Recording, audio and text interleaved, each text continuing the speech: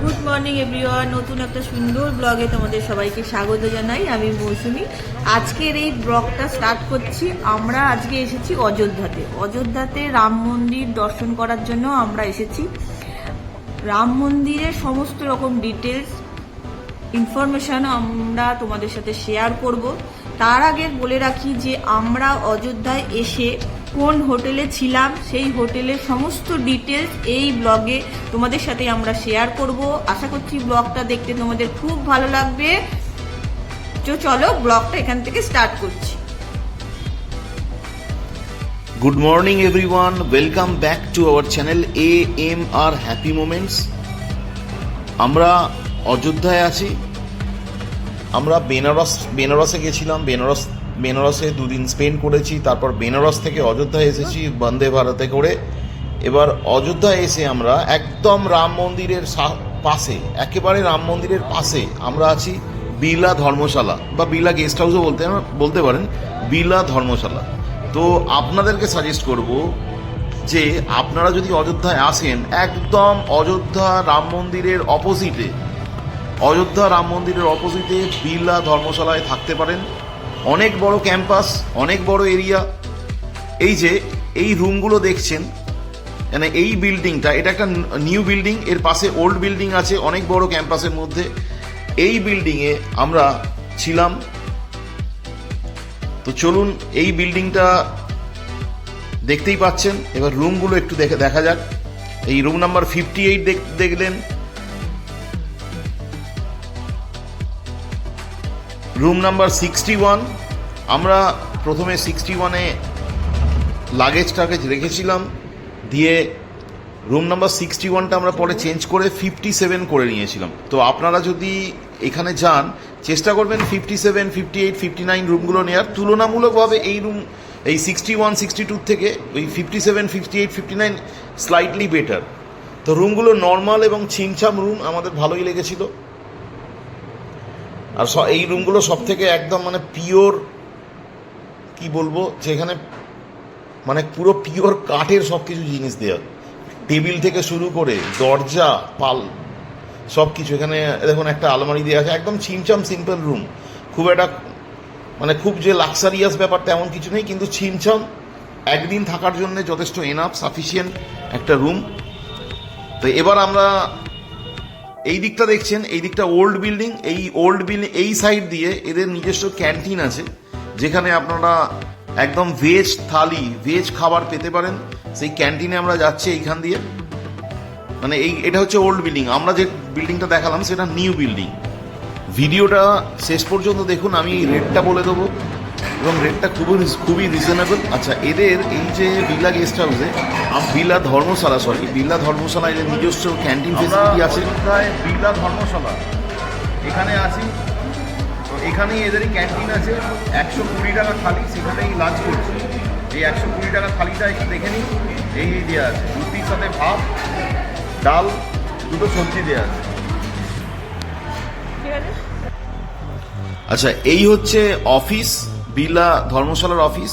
এখানে আপনারা পজ করে ফোন নাম্বারটা দেখে নিতে পারেন। আর একটা ইনফরমেশন আপনাদের দেওয়ার, এখানে কিন্তু কোনো রকম অনলাইন বুকিং হয় না, আপনাদের ডাইরেক্ট এসে এখানে বুকিং করাতে হবে। একদম বিড়লা গেস্ট হাউসের লোকেশন হচ্ছে অযোধ্যা রাম মন্দিরের একদম অপোজিট সাইডে। রাস্তাটা ক্রস করলেই দেখতে পাবেন। তো অনলাইনে কোনোভাবে এখানে বুকিং হয় না, এখানে first come first serve basis. যারা আগে আসবেন, রুম থাকলে তারাই পাবেন। অনেক বড় এরিয়া। আর এই যে দেখছেন, এটা বিড়লা মন্দির। এখানে রাধাকৃষ্ণর মূর্তি, খুবই সুন্দর পাথরের রাধাকৃষ্ণর মূর্তি আছে। একদম এই দেখুন বিড়লা গেস্ট হাউসের, আমি একদম বিড়লা গেস্ট হাউসের বাইরে দাঁড়িয়ে আছি। এটা হচ্ছে বিড়লা গেস্ট হাউস। আর এমনি ঘুরিয়ে দেখাচ্ছি আপনারা একটু ঘুরিয়ে দেখুন, কাম করবেন। আমি এখন বিড়লা গেস্ট হাউসের বাইরে দাঁড়িয়ে আছি। এই হচ্ছে বিড়লা গেস্ট হাউস, এটা বিড়লা গেস্ট হাউসের গেট। আর বিড়লা গেস্ট হাউসের ঠিক অপোজিটেই অযোধ্যা মন্দির। দেখুন এই যে একটা এই সাজানো ব্যাপারটা, সাজানো গেট, এটাই হচ্ছে অযোধ্যা রাম মন্দিরের এন্ট্রি পয়েন্ট। এখন রামনবমী হিসেবে এখানে ফুল দিয়ে সাজানো হয়েছে। এটা মেন গেট। এখানে মন্দির এখান থেকে 1 কিলোমিটার ভেতরে।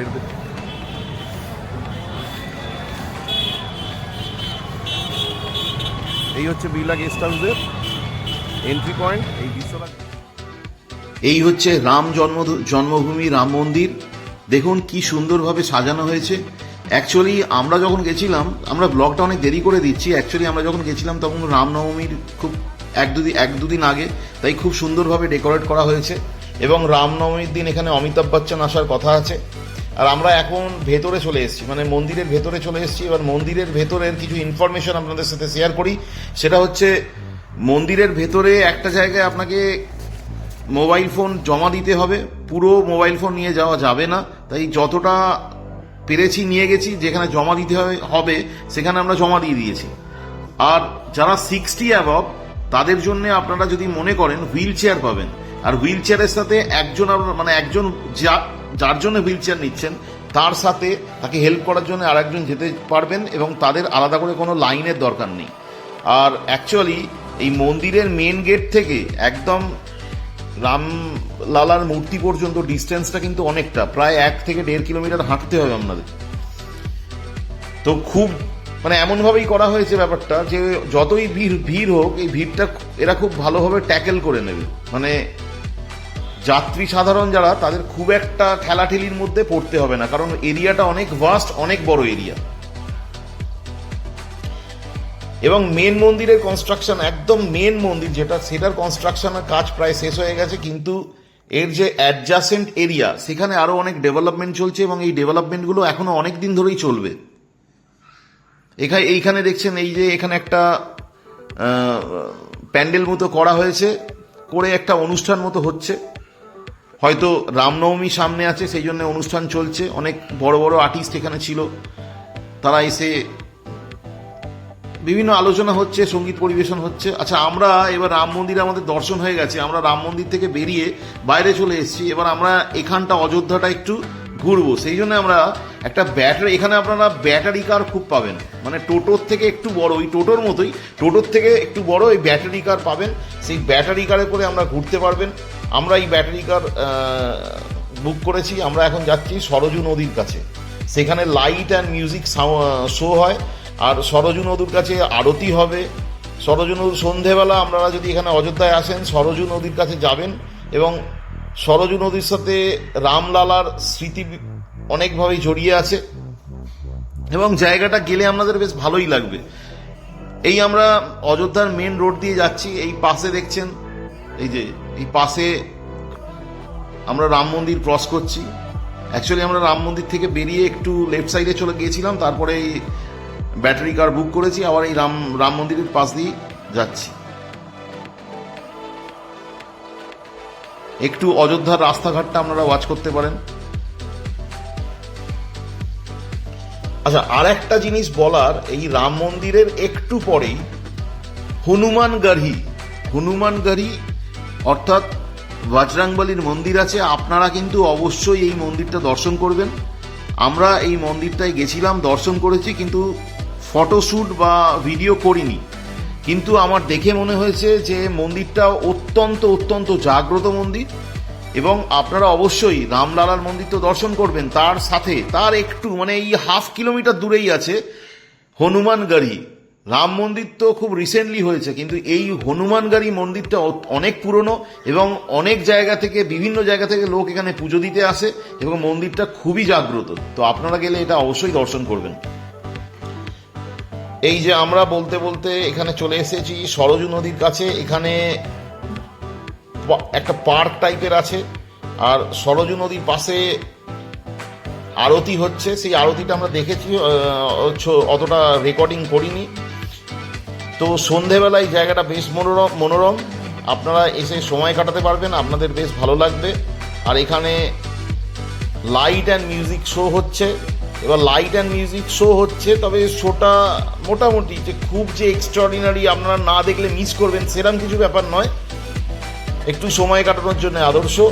আর এখানে অনেক লোক সমাগম হয়। এই যে দেখছেন, এই যে পাশের ডান হাতে এটা ব্রিজটা দেখতে পাচ্ছেন, এটা হচ্ছে সরজু নদীর উপর দিয়ে ব্রিজটা চলে গেছে, একদম ডান সাইডে লক্ষ্য করুন। অযোধ্যার ব্যাপারে তো মেনলি আমরা রামায়ণ থেকেই জেনেছি, রামের ব্যাপার, হ্যাঁ রাম, তারপরে এখানে অযোধ্যা রামের সাথে যে হনুমান ওতপ্রোতভাবে জড়িত। আমরা অযোধ্যা এসেও সেটা দেখতে পাচ্ছি, চারিদিকে হনুমান এবং এই বিড়লা গেস্ট হাউসে মানে এত উৎপাত হনুমানের যে রাতের বেলা সবসময় আওয়াজ করছে, চারিদিকে হনুমান। এমনি যে রাম মন্দিরে গেলাম, রাম মন্দিরে গিয়ে চারিদিকে হনুমানে ভর্তি, মানে রামের সাথে যে হনুমান ওতপ্রোতভাবে জড়িত সেটা অযোধ্যা এলে আপনারা এমনিই বুঝতে পারবেন। Good morning everyone, welcome back to our channel AMR happy moments. আজকে আমরা অ্যাকচুয়ালি কালকে অযোধ্যা এসেছি, আজকে অযোধ্যা থেকে আমরা লখনৌ যাব। তো আমরা আছি অযোধ্যার বিড়লা গেস্ট হাউসে, বিড়লা ধর্মশালায় আমরা আছি। তো বিড়লা ধর্মশালা বেশ ভালোই পরিষ্কার পরিচ্ছন্ন এবং রুমের তুলনায় রুম রেট চিপ। তো আপনারা এখানে আসতেই পারেন, একদম মন্দিরের সামনে বিড়লা গেস্ট হাউস, একদম অযোধ্যার যে মেন রাম মন্দির তার একদম অপোজিট সাইডেই প্রায়, ঠিক আছে।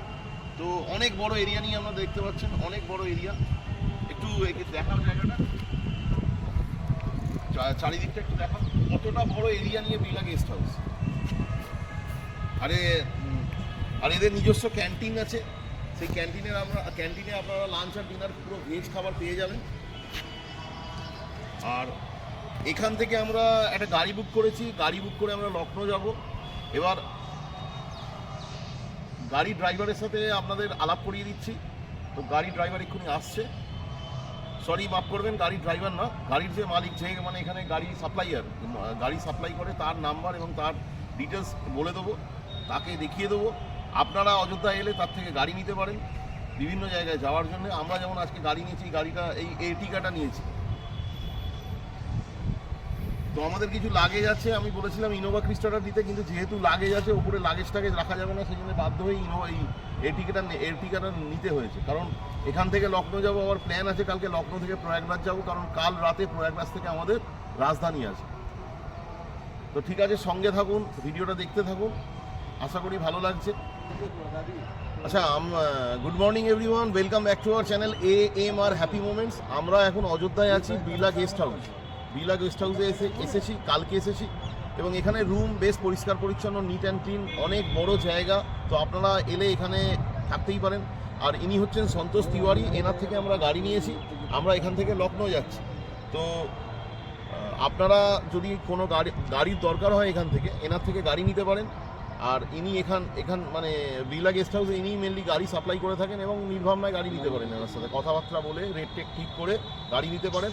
আর আমরা আজকে এখান থেকে লখনৌ যাব, আবার লখনৌ থেকে কালকে আমাদের প্ল্যান আছে প্রয়াগরাজ। যদিও রুটটা একটু ডিফারেন্ট হয়ে গেছে, কিন্তু যেহেতু ঠিকঠাক ট্রেনে যাওয়া উচিত সেই জন্য রাজধানীর টিকিট কাটা আছে, সেই জন্যই আমরা প্রয়াগরাজ থেকে ট্রেনটা বুক করেছি। जय श्री राम। আর আপনার এনার মুখ থেকে কিছু শুনে নিন এখানে গাড়ি নেওয়ার ব্যাপারে, আপনি হিন্দি বল দিন। जी जी आपका नाम आप हिंदी में बोलिए। जी सर, हम संतोष तिवारी अयोध्या में बिड़ला धर्मशाला में गाड़ी की सप्लाई करते हैं, टैक्सी वाले हैं हम लोग। अच्छे रेट में, अच्छी कंडीशन में, अच्छी चीज़ गाड़ी देते हैं। किसी भाई को कोई आवश्यकता हो तो कृपया संपर्क करें। मोबाइल नंबर है 9451759187। जय श्री राम। জয় শ্রী উনি মোবাইল নাম্বার বলে দিয়েছেন, আমি মোবাইল নাম্বারটা আলাদা করে দিয়ে দেবো, ঠিক আছে, কোনো অসুবিধা নেই। ওকে, এখানেই আপাতত রাখছি, আবার পরে আপনাদের সাথে দেখা হচ্ছে, দেখতে থাকুন। আমাদের এই ব্লগটা যদি আপনাদের ভালো লেগে থাকে অবশ্যই কিন্তু একটা লাইক করবেন, পাশে থাকার জন্য চ্যানেলটা সাবস্ক্রাইব করবেন। সবাই ভালো থাকবেন, সুস্থ থাকবেন, দেখা হবে নেক্সট ব্লগে।